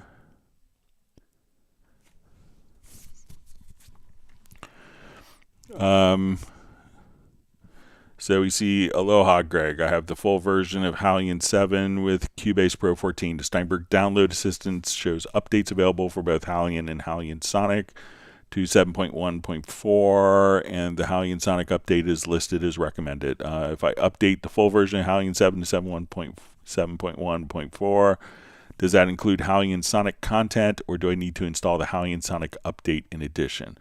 I don't want to waste disk space downloading duplicate content.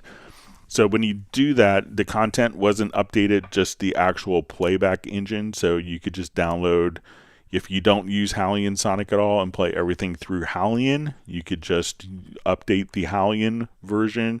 If you use a combination of both of the instruments, which is pretty small, then the instruments and the kind of the instrument itself is installed independently of the actual of the content. So the content wasn't updated. That doesn't need to be changed. Both instruments access the content from the same location. So you have one set of content that's playable in multiple instruments.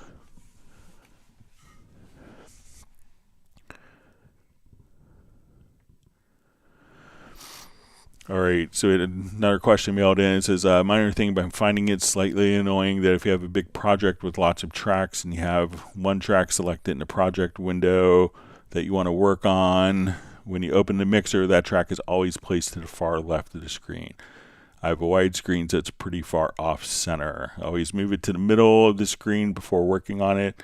Is there a preference to have the selected track on the project window always end up in the middle of the screen when you have enough tracks? All right, so let me just create a large project here, and we'll check out its behavior.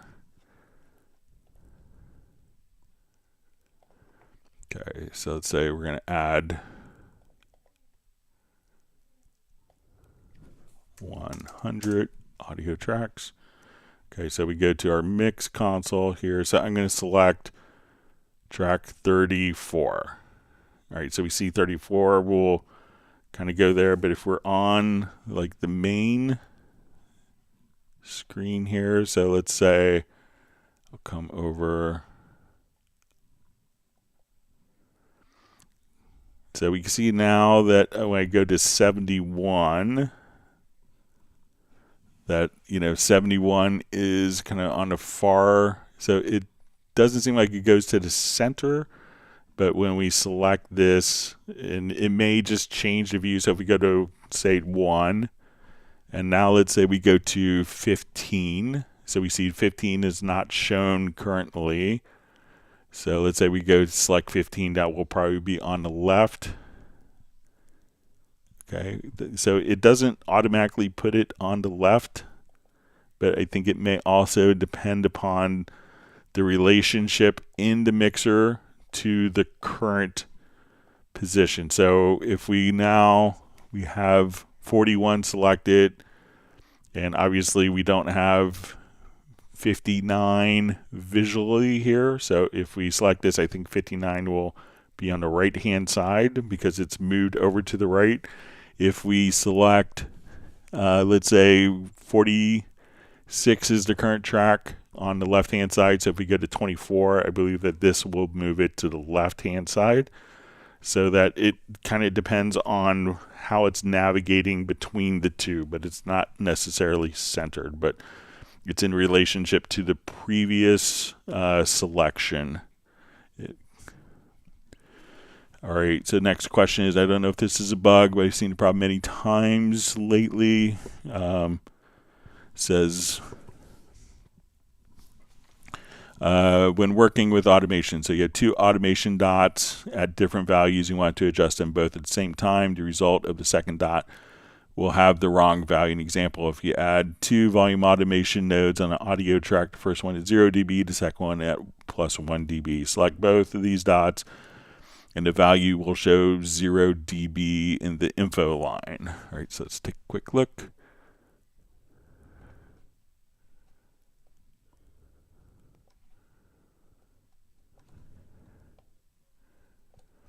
Okay.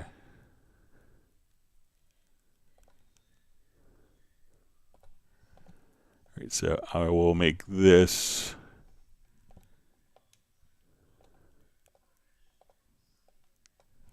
let's say 0 dB, and let's make this 1 dB. Okay. All right, so you had two volume automations. The first one's at 0 dB, the second one's at 1 dB. Select both. of the dots and the values will show 0 dB in the info line. Now with both dots selected, type in 2 in the info value and click on enter. The result is the first dot will go 2 and the second dot will be 2.8. The second dot should be at 3 since you've raised the volume by 2 dB on both of the selected dots. So we'll come over here. Let's select these dots. But it's kind of keeping the proportionality, so not necessarily the values. So when we come over here, I'm going to set my value here. Let's add 2 because it's kind of more logarithmic. So we say, okay, let's look at our first automation node. So we'll see that this is set to 2. And right there, that's set to 3. So that added both of the values. So let's come over here. We'll do this again.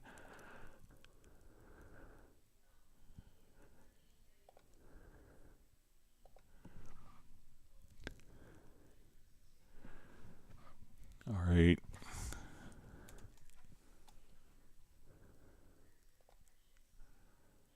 And it could also depend on if you're set to jump or ramp.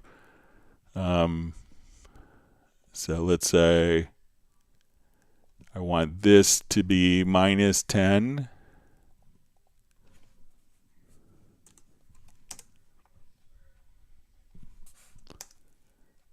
And let's make this -11.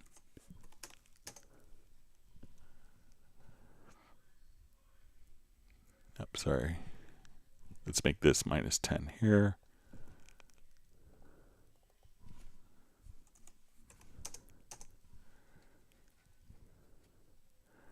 All right, so this is -10, -11. So I'm going to select both of these. And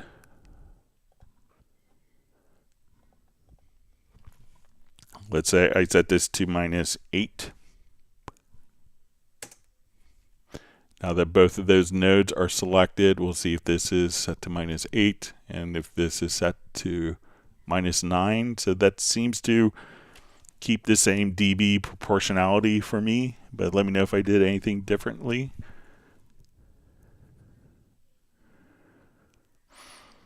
All right, next question. Would it matter where in the plugin chain you place a sidechain? I mean, if you added dynamic EQ and sidechain it to duck the bass for the kick, for example, then you add some more plugins after the EQ. Would it make any difference in the sidechain, or should it be placed last in the chain? So when we're dealing with inserts, so it depends on what you want to do. So if we have multiple inserts here, so let's say, okay, we start off with an EQ. So let's grab, let's say, and we wanted this to have a side chain on the black valve compressor, and we wanted this to come over and run it through a limiter after that. So because inserts are going to be serial in nature, when we do the sidechain will affect the black valve, and the insert effects afterwards will also be carrying the sidechain, but the sidechain input won't have any impact on this EQ, because that EQ is in the signal flow before the sidechain takes effect. So, and since this EQ feeds into the black valve, into the compressor, into the limiter, these all kind of get processed serially. So, where you put it, realize that the sidechain will take effect at that particular plugin where it's routed to, and all of the tracks afterwards are affected. All right, let me jump back to some of our, see if we have more live questions before we start the Zoom. And for those who haven't done a Zoom meetup, they're always really fascinating to meet all the other people that you see on live streams.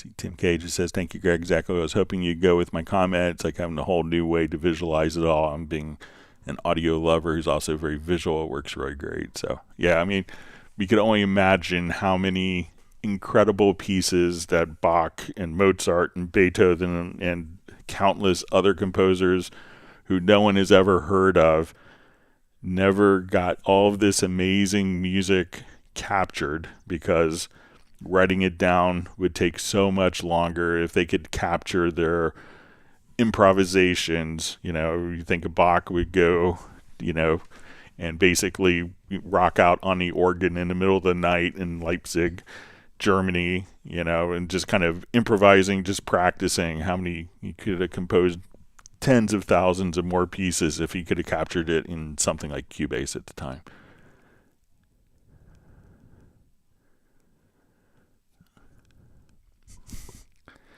All right, Jazz Dude is saying Cubase 15 can bend light. So that's good. I think I saw that at a Hans Zimmer concert. All right. We're going to feed the AI algorithms. And according to Val, it could bend time as well. So.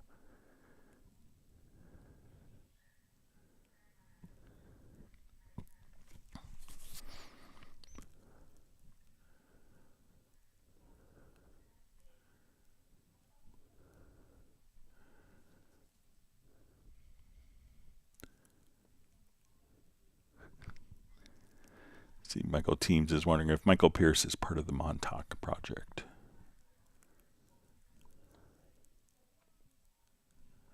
All right, Igor H. Raddick just says, how to get a deep house bass with Retrolog seems not possible. So, there's obviously lots of great Retrolog presets. If you want to email me kind of like a quick example of the sound you're kind of looking for, we could probably do that quite easily. But let's say, starting off with different presets.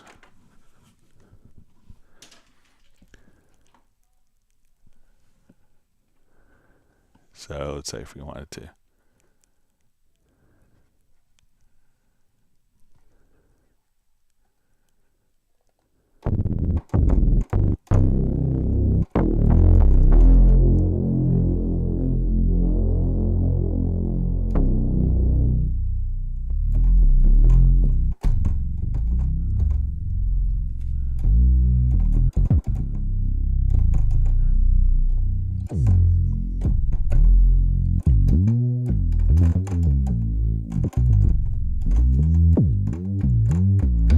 So all sorts of pretty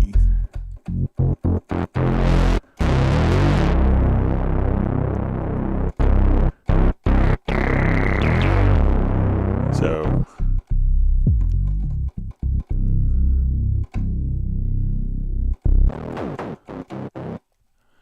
yeah, so playing with some different filter types.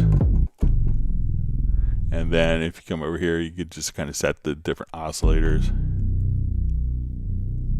So if you're going to set on multi. So I think you can get some pretty deep bass sounds.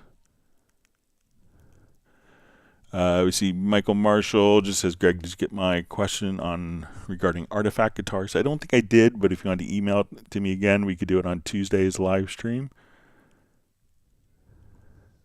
Sorry about that.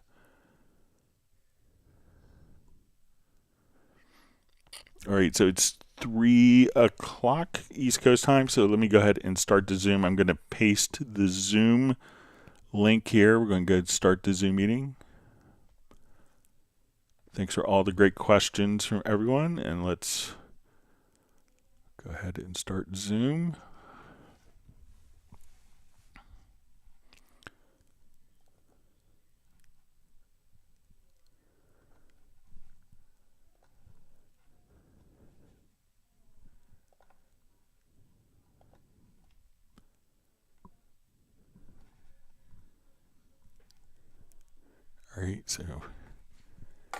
All right, we see Brian. It's great to see him back. Tim Weinheimer, John Barry.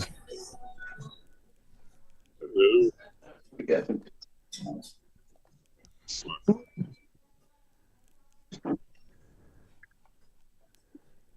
I guess it's Kyrie or Kiri.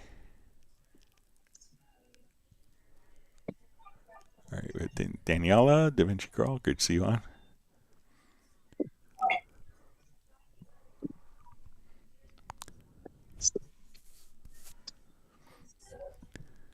Yeah, we see Vince.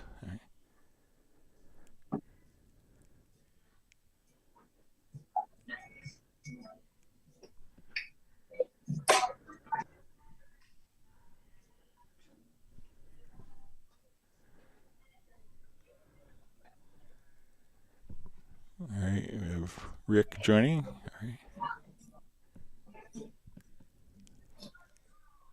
Randy.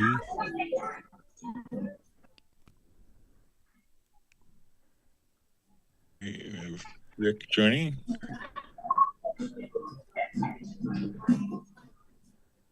Randy. All right, see Soren.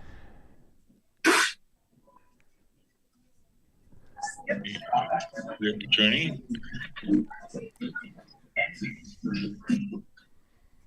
Randy. All right, see Soren.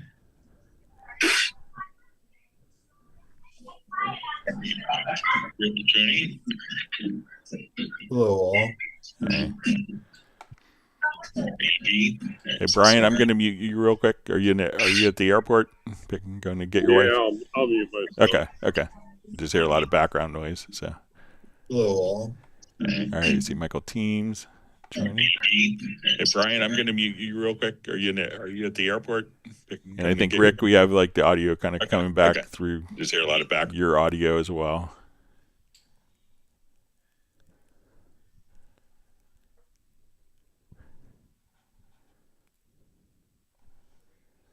All right, we'll give it another minute or two, then I'll end the live stream, and then we'll kick over to the Zoom.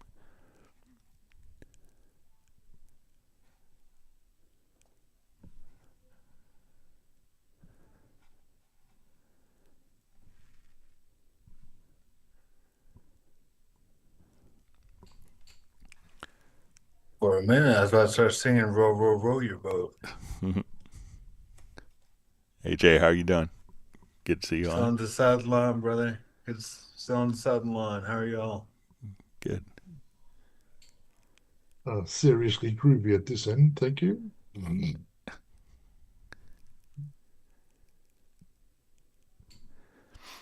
All right, I'm going to go ahead and end the live stream and migrate over. Let me just.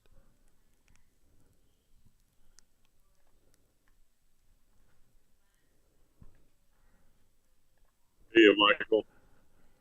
All right.